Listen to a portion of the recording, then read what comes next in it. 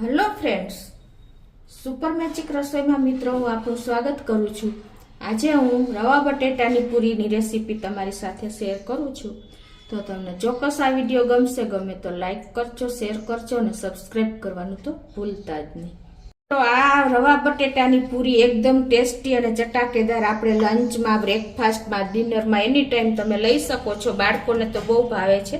તો એના ઇન્ગ્રેડિયન્ટમાં મેં જો પોણો કપ આપણે રવો લીધો છે, એની સામે મેં અત્યારે પોણો કપ રોટલીનો લોટ ઘઉંનો લીધો છે અને એક મીડિયમ સાઇઝનું બટેટું છીણી લીધું છે બોઇલ કરીને। અને મસાલામાં આપણે ચીલી ફ્લેક્સ છે, મરચાની કટકી કરી છે, ધાણા ભાજી ઝીણી સમારી છે, હળદર છે અને આપણે આખું જીરું છે મિત્રો, અને મીઠું અને તેલ, આટલા ઇન્ગ્રેડિયન્ટ આપણે લેશું। તો બનાવવાનું ચાલુ કરીએ। તો જો આપણે ઝીણો કે જાડો કોઈ પણ રવો તમે લઈ શકો છો। તો અત્યારે જો આ એક બાઉલમાં આપણે પહેલાં તો રવો લેશું અને એમાં આ ગરમ પાણી, ઉફાળું પાણી છે એને આપણે, આ પોણો કપ રવો છે તો આપણે અડધો કપ જેવું પાણી નાખી દેશું।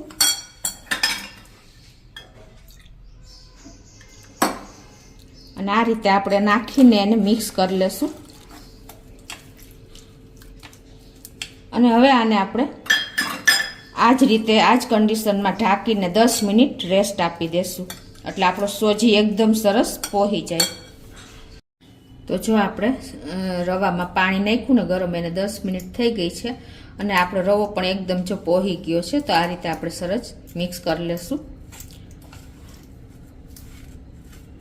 અને હવે એમાં આપણે આ મેં એક મીડિયમ સાઇઝનું બટેટું લીધું છે, જેને આપણે મેશ નથી કરવાનું, પણ આ રીતે જ મેં ખમણીએથી ખમણી લીધું છે, એટલે એને પણ મિક્સ કરી દઈશું, જે અડધો કપ જેવું થયું છે। અને એમાં આપણે આ મેં 2 થી 3 લીલા મરચાં લીધા છે, એ નાખી દઈશું। લીલા મરચાં પણ તમે તમારા ટેસ્ટ એકોર્ડિંગ તીખાસમાં વધઘટ કરી શકો છો।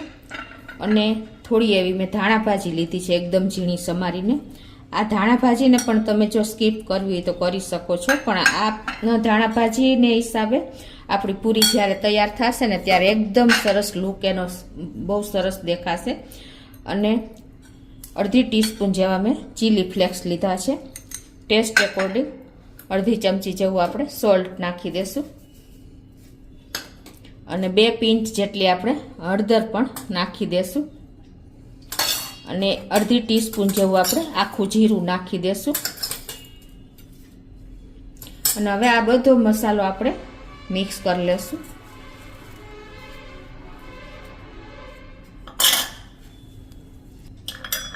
અને આમાં આપણે 2 ટીસ્પૂન જેવું તેલ પણ એડ કરી દેશું। અને હવે એકદમ સરસ આ બધું આપણે મિક્સ કરી લેશું। પહેલાં તો મસાલો જ મિક્સ કરી લેશું।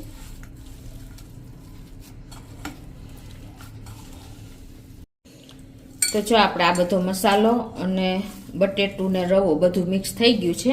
હવે એમાં આપણે આ મેં જે ઘઉંનો લોટ લીધો છે એ થોડો થોડો આપણે એડ કરતા જાશું, કેમ જે બટેટાનું મોઇસ્ચર અને રવો આપણે પલાળ્યો હતો એના મોઇસ્ચર પ્રમાણે જ આપણે લોટ એડ કરશું। એન્ડમાં હું તમને કહું કે કેટલો લોટ જોયો આપણે રોટલીનો। આ રીતે મિક્સ કરીને આપણે પૂરીનો લોટ તૈયાર કરી લેશું। તો આ રીતે જો આપણે 2 વાર થોડો થોડો લોટ જોયો, એટલે ટૂંકમાં પોણો કપ જેવો આપણે લોટ જોયો છે। જેટલો રવો લીધો ને એટલો જ આપણે સામે ઘઉંનો લોટ જોયો છે। અને આમાં આપણે મિત્રો લાલ મરચાંનો પાવડર નથી એડ કરતા, એનું કારણ એ છે કે આપણે ચીલી ફ્લેક્સ અને લીલા મરચાંની કટકી પણ નાખી છે। આ રીતે જો આપણે લોટ તૈયાર થઈ ગયા પછી તેલવાળો આપણે હાથ પણ મારી દેશું।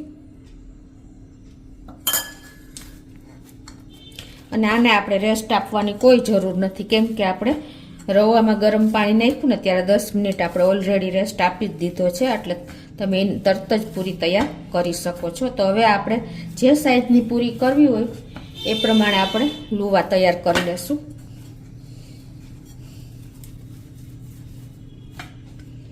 અત્યારે હું મીડિયમ સાઈઝની પૂરી કરું છું। તો આ સાઈઝના જો મેં લુવા તૈયાર કરી લીધા છે। હવે આપણે આની પૂરી પણ વણી લેશું।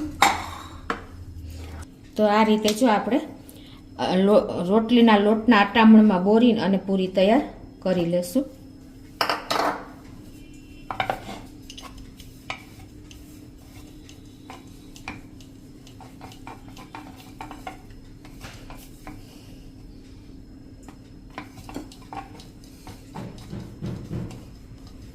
તો જો આ રીતે આપણે મીડિયમ સાઇઝની પૂરી વણી લીધી છે અને આ બાજુ આપણે તેલ પણ ગરમ કરવા મૂકી દીધું છે અને તેલ પણ ગરમ થઈ ગયું છે.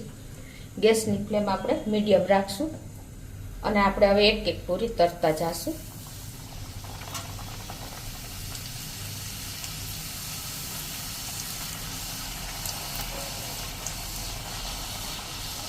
તો આ રીતે જો આપણે જેવી તમારે જેવો કલર બ્રાઉન કરવો હોય ને એ પ્રમાણે તમારે તૈયાર કરી શકો છો અને આ રીતે તમે મીડિયમ ફ્લેમ ઉપર બધી પૂરી તળી લેશું.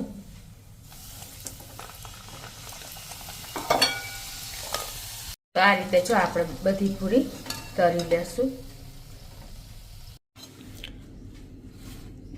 તો આ રીતે જો આપણે બધી પૂરી તૈયાર કરી લીધી છે.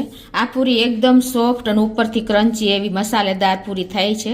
આ પૂરી તમે બ્રેકફાસ્ટમાં સૂકી ભાજી સાથે, અથાણા સાથે, ચા કોફી એની સાથે તમે લઈ શકો છો અને તમે એનો એન્જોય કરી શકો છો. મિત્રો, તો તમને ચોક્કસ આ વિડીયો ઉપયોગી થશે. તમને ગમે તો લાઈક કરજો, શેર કરજો અને સબસ્ક્રાઈબ કરવાનું તો ભૂલતા જ નહીં.